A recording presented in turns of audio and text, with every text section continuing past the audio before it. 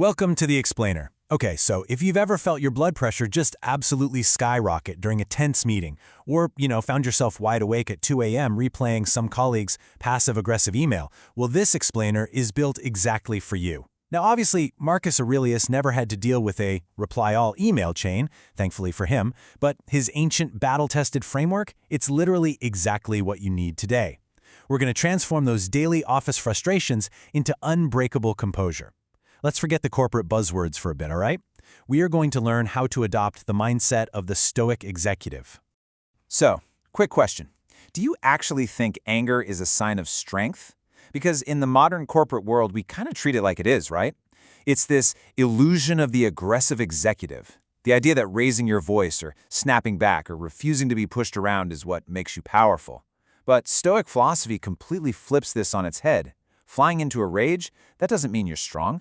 Actually, it's a glaring sign that something totally outside of you just seized control of your mind. Basically, when you lose your temper, you have handed over the keys to whoever or whatever just annoyed you. Not exactly a power move, is it? And nobody understood this better than Marcus Aurelius.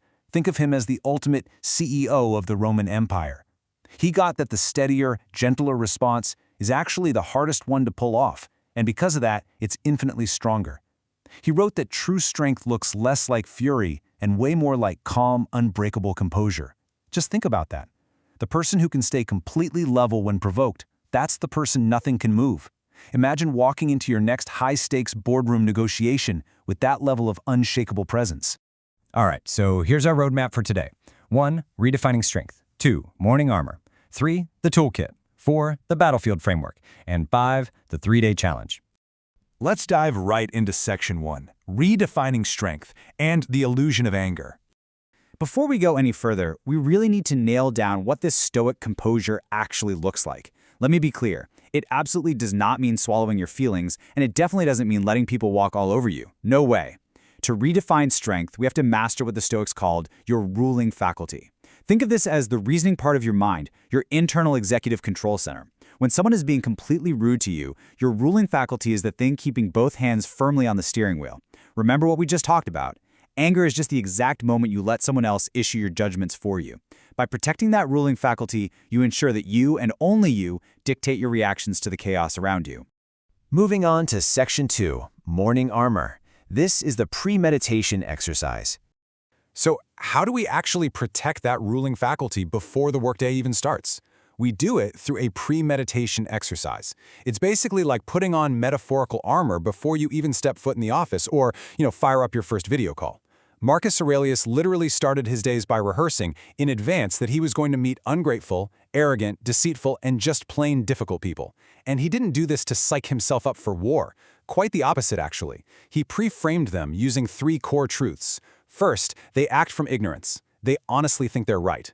Second, they are fellow humans built to work alongside you, kind of like hands and eyes cooperating. And third, absolutely none of them can touch your actual character without your permission.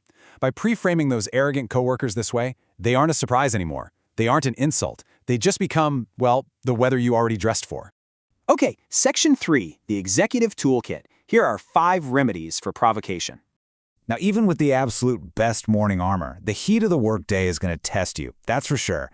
That's exactly why Marcus kept a specific list of remedies in his back pocket for when his own temper inevitably started to flare up. Here are 5 core Stoic remedies for dissolving that anger. Number 1, people mostly err through ignorance, not malice. You really don't need to rage at someone for just making a mistake. Number 2, you've got the same latent faults, right? I mean, we've all been thoughtless or self-serving at some point, which kind of cools off that moral high ground pretty fast.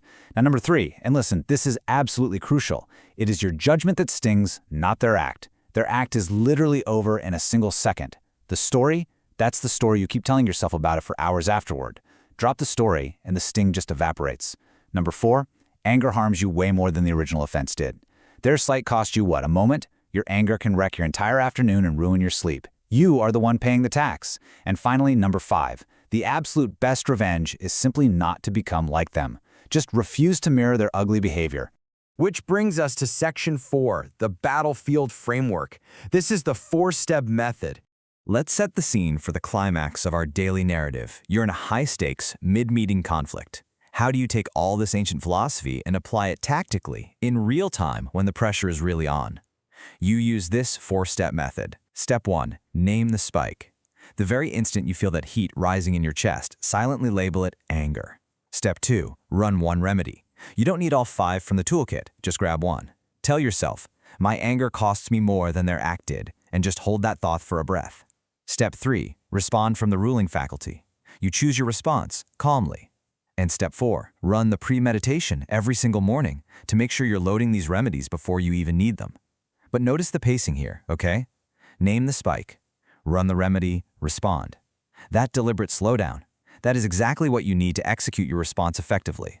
Because the secret engine behind this entire framework is something we call the half-second gap. When you silently label the feeling as anger in Step 1, you're creating this tiny, incredibly crucial pause between the provocation and your reaction. That half-second gap breaks your immediate, primitive reflex to just snap back. Honestly, that gap is where your freedom lives.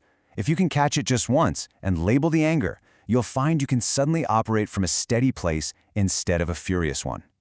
Picture this: a colleague takes full credit for an analysis you spent your whole weekend building. Infuriating, right? Well, if you operate from reflex, you snap. You say something like, actually, that was my work, they barely touched it. But delivered hot like that, you just sound petty and defensive. The whole room hears your anger, they don't hear the facts, and worse, your colleague gets to play the calm victim. But if you operate from your ruling faculty, you catch that half-second gap. You realize your fury is going to cost you way more than the credit will. So evenly and firmly you say, glad the analysis is landing well, I put the whole weekend into building it, so I'm happy to walk anyone through the methodology.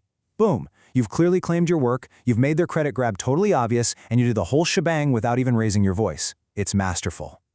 Now, of course, there are going to be a few pitfalls as you're learning this. Let's quickly contrast the clumsy mistakes of amateur Stoics with true executive mastery.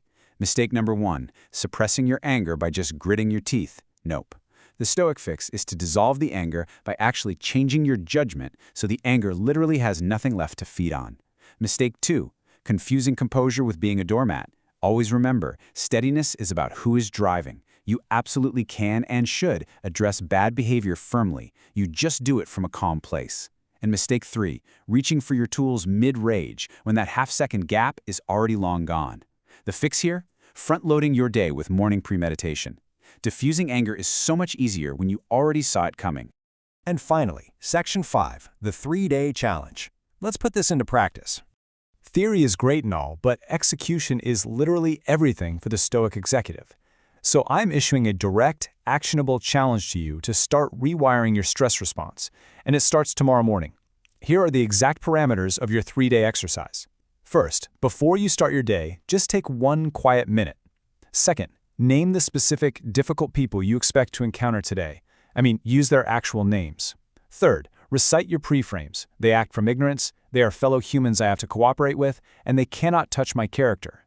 And fourth, at the very end of the day, write a quick 2-line evening review. People who do this consistently find that simply expecting the difficulty and naming the culprits in advance drains almost all of their power to provoke you. Which leads us to the perfect final thought for that evening review. Ask yourself, did the provocation land a little softer today? Did naming them in advance actually change how their behavior felt in the moment? I guarantee you, if you apply this ancient wisdom, you are going to be eager to wake up tomorrow just to test drive your newfound unbreakable composure. Think about it. Their act lasts a single second. It's only your judgment that turns it into hours of suffering. Wipe off the judgment, and the anger has absolutely nothing left to burn. All right, thanks for joining me on this explainer, and I'll catch you next time.